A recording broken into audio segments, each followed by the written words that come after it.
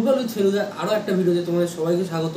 তো international break চলছে আর কয়েকটা দিন ব্যাস, তারপরে ক্লাব ফুটবল চলে আসবে। আমরা আমাদের জীবনে খুশি আনন্দ সব ফেরত চলে আসবে। ইন্টারন্যাশনাল ফুটবল ফিরে আসছে আর কয়েকটা দিনের মধ্যে। তো আর কয়েকটা দিন আমাদের সঙ্গে ধৈর্য ধরতে হবে, কিছু করার নেই। এই সময় লাইক ফুটবল ছাড়া literally we are dead like আমাদের কোনো টাইম পাস করার কোনো সময় নেই। টাইম কাটছে না, এরকম একটা ব্যাপার। কী করবো এরকম একটা ব্যাপার হচ্ছে। উইদাউট ফুটবল লাইক আমরা জম্বি তৈরি হয়ে গেছি। তো সুতরাং এই জম্বি টাইমের আমাদের যেটুকু টাইম বেঁচে আছে সেইটুকু টাইমের জন্য আরও একটা ভিডিও তোমাদের সবার কাছে নিয়ে চলে এসেছি। তো সেই ভিডিওটাতে আজকে আমরা আলোচনা করব Real Madrid and their galactico signings and the new one Kylian Mbappe.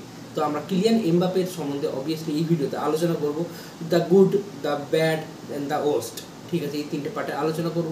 তো ভিডিও শুরু করার আগে বলে রাখি, যারা আমাদের চ্যানেলটাকে সাবস্ক্রাইব করনি প্লিজ চ্যানেলটাকে সাবস্ক্রাইব করে নাও। বাংলায় কোনো ফুটবলের কমিউনিটি নেই, কেউ ফুটবল নিয়ে কথা বলে না, অথচ ইন্ডিয়ার সব থেকে বেশি ফুটবল পপুলারিটি কোথায়? কলকাতা। তো প্লিজ চ্যানেলটাকে সাবস্ক্রাইব করে নাও, বন্ধুদের সঙ্গে শেয়ার করে নাও, আর একটা লাইক করে দাও। কারণ লাইক করলে ভিডিওটা ইউটিউব ভাবে যে ভিডিওটা কেউ লাইক করেছে, পর্যন্ত বলেছে, মানে অন্যদেরকেও দেখানো যাবে, অ্যালগরিদম আছে। তো একটা লাইকও করো। তো চলো ভিডিওটা বেশি দেরি না করে শুরু করা যাক। তো প্রথমে বলে রাখি যে চ্যাম্পিয়ন্স লিগ তো রিয়াল মাদ্রিদ প্রতি বছর যেত। চ্যাম্পিয়ন্স লিগ রিয়াল মাদ্রিদ এখন অবধি 15টা জিতে ফেলেছে। তো চ্যাম্পিয়ন্স লিগ জেতা নিয়ে রিয়াল মাদ্রিদের কোনো মাথা ব্যথা নেই। বাট রিয়াল মাদ্রিদের সবসময় যে মাথা ব্যথা, সেই মাথা ব্যথা হচ্ছে সাইনিং। কারণ তারা ভালো সাইনিং ছাড়তে চায় না। মার্কি প্লেয়ার দেখে তাদের লাস্ট হাওয়াজ বেরিয়ে আসে। যেরকম তোমাদেরকে মার্কেটে গিয়ে কোনো নতুন মেয়েদেরকে বেরিয়ে আসে, সেরকমই মার্কি প্লেয়ার দেখলে এদের হাওয়াজ বেরিয়ে আসে। যেমন বার্সেলোনা ফ্রি সাইনিং দেখলে হাওয়াজ বেরিয়েছে, কারণ দে আর লিটারেলি ব্রোক। তাদের কাছে পয়সা নেই নতুন প্লেয়ারকে, দামি প্লেয়ারকে সাইন করার জন্য। তো তারা ফ্রি সাইনিং দেখলে পাগল হয়ে যায়। সেরকম রিয়াল মাদ্রিদের marquee player signing is a thing. এবং এই যে থিং এটা প্রচলন করেছে, এটা কার জন্য প্রচলন হয়েছে? অবভিয়াসলি সবাই জানো, তোমাদের papa Perez, Florentino Perez, which he is the one of the best club president of the world. তো সুতরাং ফ্লোরেন্তিনো প্যারিস এটা এর আগেও একবার করে এসেছে।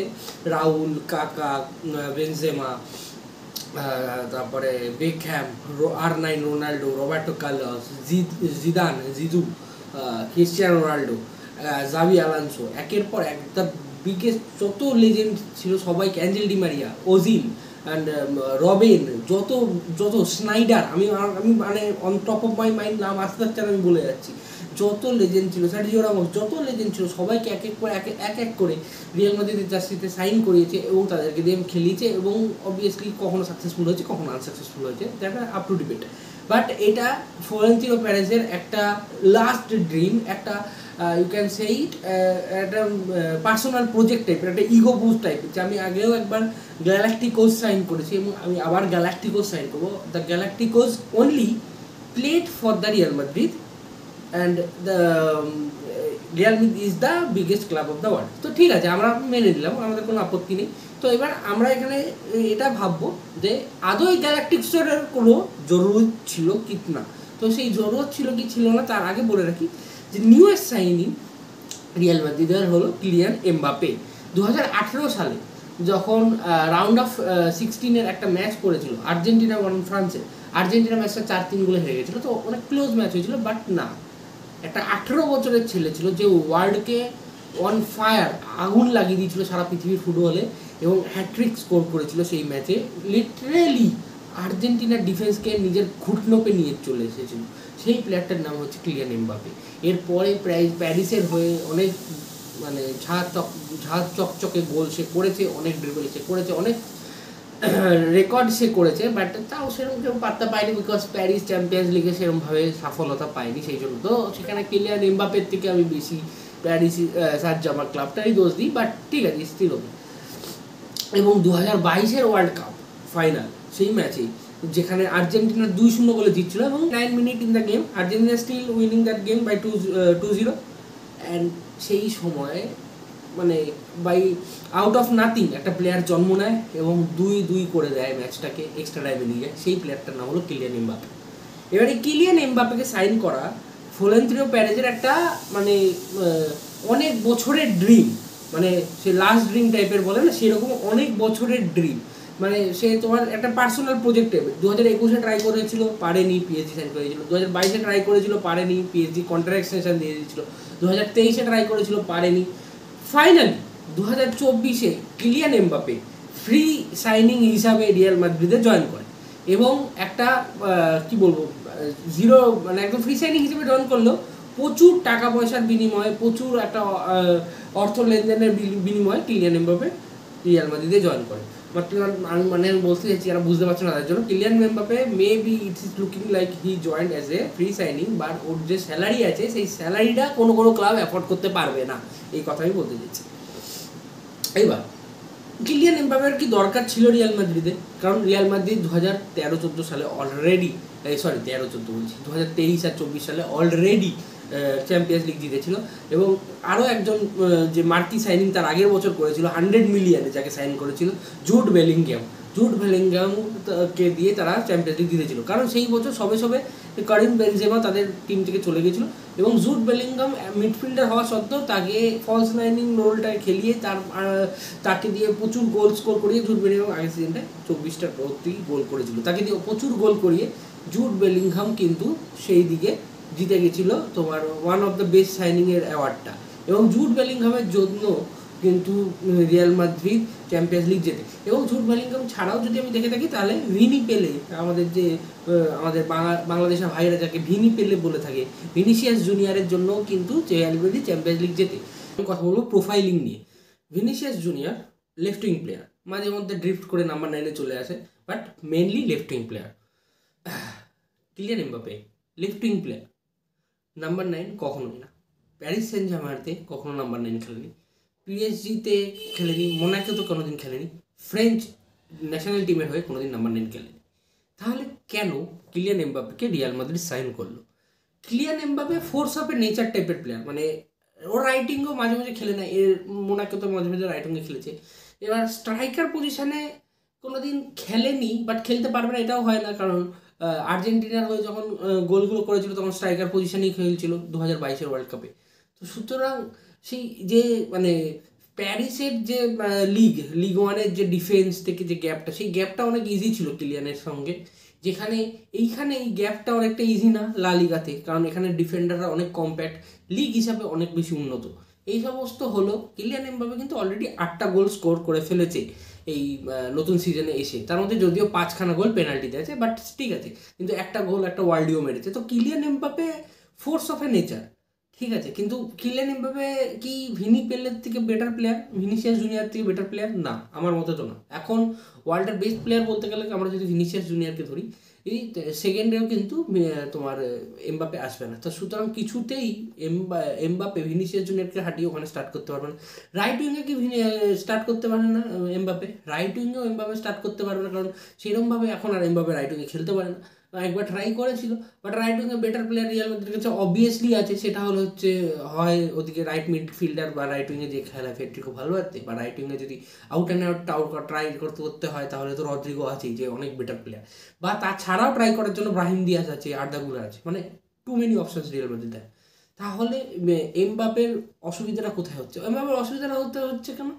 এমবাপে একটা অন্য রোলে রিয়াল মাদ্রিদে খেলছে, যে রোলে আমরা এমবাপে কখনো দেখিনি বা কোনো স্টার প্লেয়ারকে খেলতে দেখিনি, যার ফলে এমবাপের দিকে অ্যাটেনশনটা যাচ্ছে, বাট নেগেটিভ হয়েছে, যে এমবাপে কিছু করছেই না। বাট এমবাপে অনেক কিছু করছে, যেমন এমবাপে যে রানগুলো ক্রিয়েট করছে, সেই রানের জন্য বেস ক্রিয়েট হচ্ছে মিডফিল্ডার ডিফেন্সে, কারণ এমবাপে রান ক্রিয়েট করছে তো ডিফেন্সও তার সঙ্গে দৌড়াচ্ছে, এদিকে মিডফিল্ড জিরো হয়ে যাচ্ছে, তো মিডফিল্ডার ডিফেন্সের মধ্যে এমবাপে ওই রানের দিকে রান ক্রিয়েট করছে। পেনাল্টি বক্সে ঢুকে গিয়ে এমবাপে পিছিয়ে আসছে, ট্যাপিনের জন্য যাচ্ছে না, পিছিয়ে আসছে। এমবাপে যদি পিছিয়ে আসে, মানে পেনাল্টি বক্সের ভিতরে তুমি একবার ইমাজিন করো, গোলকিপারের সামনে থেকে যদি এমবাপে পিছিয়ে আসে, তোমার স্ট্রাইকার যদি পিছিয়ে আসে রানটাকে চেক ব্যাক করে, তাহলে যে স্ট্রাইকার আছে, ওই যে ডিফেন্ডার আছে, তারাও চেক ব্যাক করবে, কারণ তারাও মার্ক করতে যাবে। তো তাহলে লেফট মানে যে উইঙ্গার ঢুকেছে সে 1v1 ক্রিয়েট করতে পারছে, বা ব্যাক পোস্টে কোনো একটা প্লেয়ারকে ফাঁকা পাচ্ছে, যেখান দিয়ে জুড বেলিংহাম বা রদ্রিগোরা গোল করেছে, ঠিক আছে। তো এই যে এই স্যাক্রিফাইসটা এমবাপে করছে, এই স্যাক্রিফাইসটা কিন্তু আমরা দেখতে পাচ্ছি না, because Mbappe is not the main boy, is not the main man in Madrid right now. Mbappe কি হতে পারে না? আমরা কেউ জানি না, কারণ ফুটবল ফর্মের উপর ব্যাপার করে। কারণ 2 বছর আগেই ভিনিসিয়াস জুনিয়রকে কেউ কোনো টিমে নিত না, বাট আজ already Vinicius junior is already the best player in the world right now. তো সুতরাং সেই রকমই এবার এমবাপের যে সব থেকে ট্র্যাজিক কেস যেটা হচ্ছে, যে জিনিসগুলো এমবাপে দাবি দাবা করতো ইয়েতে কী বলে তোমার পিএসজিতে, সেই দাবি দাওয়াতে ওকে হিরো হিসেবে দেখাতো, যে Mbappe is too demanding, Mbappe demand করছে প্লেয়ারদের থেকে, এমবাপে আর্গু করছে, চিল্লাচ্ছে, কোচদের সঙ্গে ঝগড়া করছে, কারণ Mbappe is a main man. But এখানে রিয়াল মাদ্রিদ, এটা রিয়াল মাদ্রিদ চট দিয়ে থাপ্পড় দিয়ে বসিয়ে দেবে, বেঞ্চেও ওপর রাখবে না। যদি এমবাপে হবি তো নিজের ঘরে, এটা রিয়াল মাদ্রিদ, এখানে হয় না এসব। জীবনে অতগুলো মানে কী বলবো ইয়ের চ্যাম্পিয়ন্স লিগের ফাইনাল খেলেনি বা ফাইনাল দেখেনি যতগুলো ওরা জিতে রেখেছে।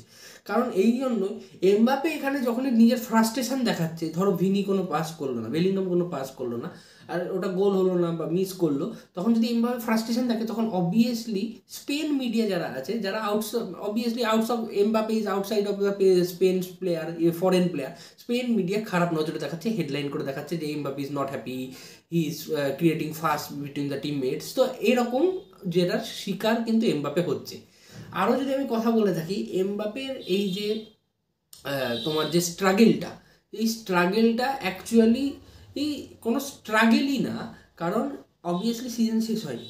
এখান থেকে নভেম্বরে আমরা দাঁড়িয়েছি, এখান থেকে এমবাপে কী করবে, রিয়াল মাদ্রিদ কী করবে আমরা জানি না। যদি রিয়াল মাদ্রিদকে এমবাপে চ্যাম্পিয়ন্স লিগ জিতিয়ে যায়, যদি রিয়াল মাদ্রিদকে এমবাপে লা লিগা জিতিয়ে দেয়, তাহলেও কি আমরা এমবাপেকে ফ্লপ সাইনিং বলতে পারবো না।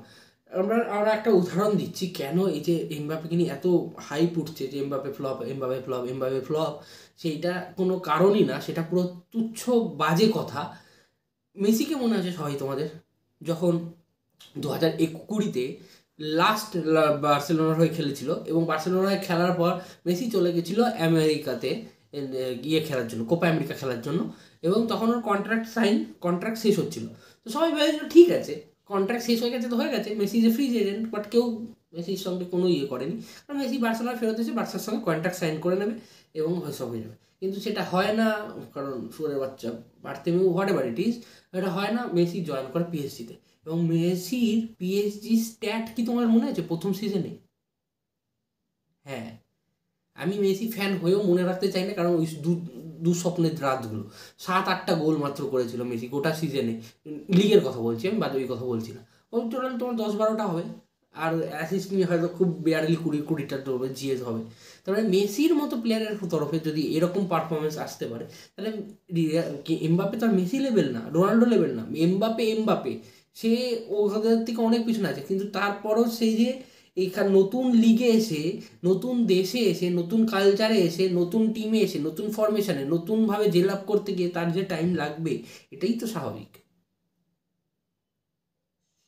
আর যদি টাইম লাগে তাহলে it is still Real Madrid. কী দরকার আছে এমবাপেকে খেলানোর? ভিনি পেলেকে খেলাও তোমার লেফট উইঙ্গে, মাঝখানে খেলাও এন্ড্রিককে, রাইট উইঙ্গে খেলাও রড্রিগোকে। আর এন্ড্রিক যদি টু বাচ্চা মনে হয় তোমাদের কাছে, ভিনি পেলেকে খেলাও লেফট উইঙ্গে, মাঝখানে খেলাও তোমার জুড বেলিংহামকে, যাকে আগের বছর খেলিয়ে তোমরা চ্যাম্পিয়ন্স লিগ জিতে নিয়েছিলে, লা লিগা জিতে নিয়েছিলে। Because it is all about Real Madrid, not about any individual player, and certainly it is not about Kylian Mbappe. তো আজকের ভিডিওটা তোমাদের কেমন লেগে থাকলে অবভিয়াসলি আমাকে জানাবে। তোমরা আমার ভিডিওটাকে সাবস্ক্রাইব করে নেবে, কমেন্ট করো গাইজ, তোমরা কোনো কমেন্ট করছো না, ভালো লাগলে কিছু বলো, না ভালো লাগলে সেটাও বলো, বাট আমি তোমাদের কমেন্ট সিরিয়াসলি জানতে চাইছি।